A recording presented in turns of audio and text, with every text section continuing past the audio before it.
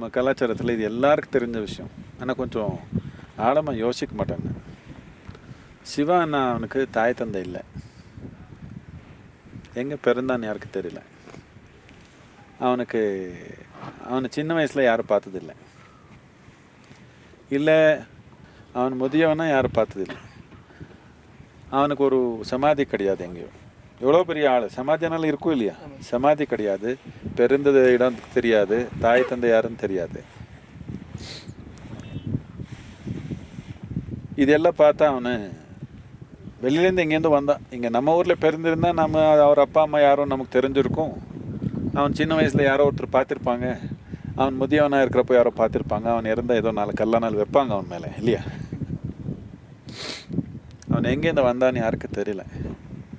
ஆனால் சிவபுராணத்தில் சில இடத்துல அவனை யக்ஷஸ்வரூப்பான்னு சொல்கிறாங்க. யக்ஷான்னு இந்த மாதிரி வேறு எங்கேயும் இல்லைன்னு நினைக்கிறேன். சாமானியமாக நம்ம கலாச்சாரத்தில் நம்ம நாட்டில் இந்த அறிவு முதல்லேருந்து இருக்குது. நம்ம பூமிக்கு சேராதான் இதுக்கு அப்பாற்பட்ட ஜீவங்கள் நம்ம கூட தொடர்பு வச்சுருக்குது நமக்கு முதல்லேருந்து இருக்குது. அதில் வேறு வேறு விதமான ஜீவங்கள், எல்லோரும் ஒரே மாதிரி நம்ம ஏலியன்னு ஒரே வார்த்தை கூப்பிடல. பல விதமான ஆள் இருக்கிறாங்க. அதில் கந்தர்வர், தேவர், இந்த மாதிரி யக்ஷா, கானா, இந்த மாதிரி பல விதமான பிரிப்பு இருக்குது. வேறு வேறு இடத்துலேருந்து வந்தவங்க இவரன்னு நாம் ஒரு கலாச்சாரத்தில் அது நல்லா பதிச்சே இருக்குது.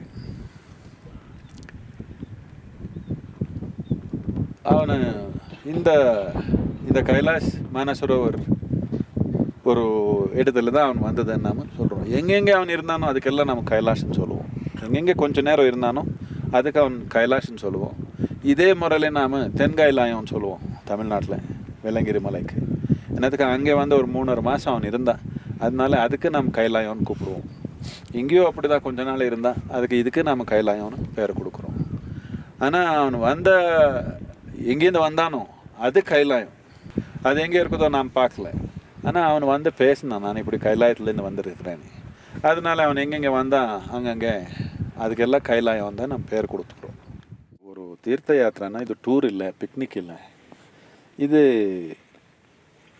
அங்கே இருக்கிற சக்தி நாம் உணரணும், அதுக்குள்ளே நம்ம வாங்கிக்கணுன்ற நோக்கம். நமக்குள்ளே நம்ம ஏதோ ஒன்று வாங்கிக்கணும்னா, இப்போ நான் உங்களுக்கு ஒரு சாப்பாடு வச்சா நீங்கள் சாப்பிட்ணுன்னா எங்கள் வயிறு காலியாக இருக்கணும் தானே. முதலே ஃபுல் பண்ணிங்க வந்தீங்கன்னா நீங்கள் சாப்பிட முடியுமா? நான் என்ன வச்சாலும் உங்களை நான் அமிர்தம் கொடுத்தாலும் உங்களால் சாப்பிட முடியாது. இது அப்படி தான். இது நமக்குள்ளே வாங்கிக்கணுன்னா நானான்ற தன்மை கொஞ்சம் வெறுமையாக இருக்கணும். நானான்ற தன்மையோடய இங்கே வந்தீங்கன்னா சும்மா கல் பார்த்து போகிறீங்க. அதுக்காக எவ்வளோ தூரம் வர தேவையில்லை. நீங்கள் இங்கே வந்தது என்னத்துக்குன்னா, இங்கே இருக்கிற சக்தி நமக்கு அப்பாற்பட்ட ஒரு சக்தி இருக்குது. அதை உணரணும், அதை நமக்குள்ளே வாங்கிக்கணும், நம்ம உயிரில் அதை ஒன்றா பண்ணிக்கணுன்ற நோக்கத்தில் நம்ம இங்கே வந்தது. அதனால யாத்திரானா இப்படி வச்சாங்க. நீங்கள் அப்படியே கற்பனை பண்ணிக்கணும். ஒரு 1000 வருஷத்துக்கு முன்னாடி நான் அப்படியே நடந்து வந்திருந்தேன், எப்படி இருக்கும் என் நிலை, எவ்வளோ ஆர்வம் இருக்கணும் எனக்கு. பாதியில் திரும்பி போகாமல் இந்த யாத்திரை முடிக்கணும்னு எவ்வளோ ஆர்வம் இருக்கணும் நெஞ்சில். இங்கே வர்றதுக்குள்ளே நானான்ற தன்மை ஒன்றும் இருக்காது. இங்கே வந்தால் அங்கே இருக்கிற சக்தி பார்த்தோட அப்படியே ஊறிடும் நமக்கு உள்ள. முதல்ல எல்லாமே ஒரு 12,000 வருஷத்துலேருந்து இந்த நம்ம நாட்டிலேருந்து யாத்திரை கைலாசுக்கு போய் வந்தே இருக்கிறாங்க. அந்த காலத்துல எல்லாம் போனாங்கன்னா திரும்பி வரமாட்டாங்கன்னு தான் அர்த்தம். யாருனாலும் போய் திரும்பி வந்துட்டாங்கன்னா, கைலாஷ் பார்த்து வந்திருக்காங்கன்னா பூரா ஊரே போய் அவர் காலில் விழுகிறாங்க. கைலாஷ் கண்ணில் பார்த்து வந்திருக்காங்களே, இதுக்காக போனவங்க நார்மலாக வரமாட்டாங்க. ஆனால் இப்போது நாம் ஒரு வாரம் 10 நாளில் போய் சுகமாக வந்துட முடியும். நமக்கு உடல் சுகமாக கொண்டு போய் சுகமாக வர்றதுக்கு வாய்ப்பு ஆயிடுச்சேன்னு அதுக்கு இருக்கிற மாற்றம் குறைஞ்சிச்சின்னு இல்லை. நிறைய பேருக்கு எதனாலும் முக்கியமாக இருக்கணும், எதனாலும் மகத்தான தன்மையாக இருக்கணும்னு கஷ்டப்படணும், இல்லைன்னா அவருக்கு புரியாது. ஆனால் அந்த மாதிரி ரொம்ப அடிப்படையான மனநிலை இருக்க தேவையில்லை.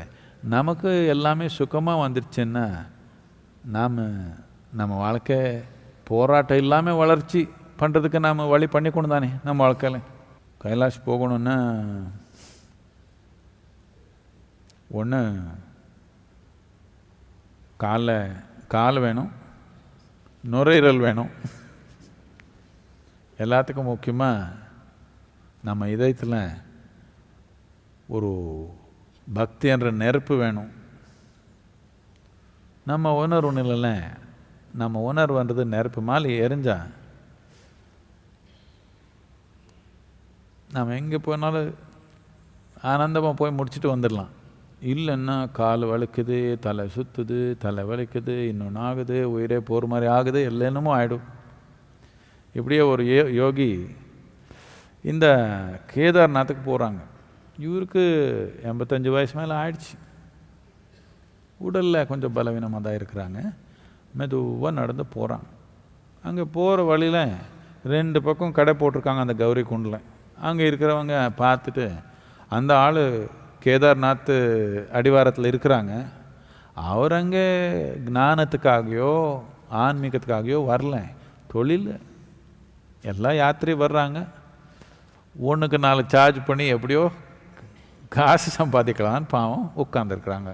அவருக்கு என்ன தெரியும்? இது சொன்னாங்க, கிழவானின்னு இந்த மலையா நீ ஏற முடியும்? தெரியுமா எவ்வளோ தூரம் இருக்குது, எவ்வளோ ஏறணும்? இந்த வயதில் கிழவா நீ போய் மேலே ஏற போறியா? சும்மா திரும்பி போன்னு சொன்னாங்க. அதுக்கு அந்த யோகி ஒரு பார்த்து சிரித்து சொன்னாங்க, இல்லை, என் இதயம் அப்போவே அங்கே போயிடுச்சு, மித்த உடலை அது பின்னாடி போகுது, அவ்வளோதான், எப்படியோ போய் சேர்ந்துக்கோ, அவ்வளோதான்.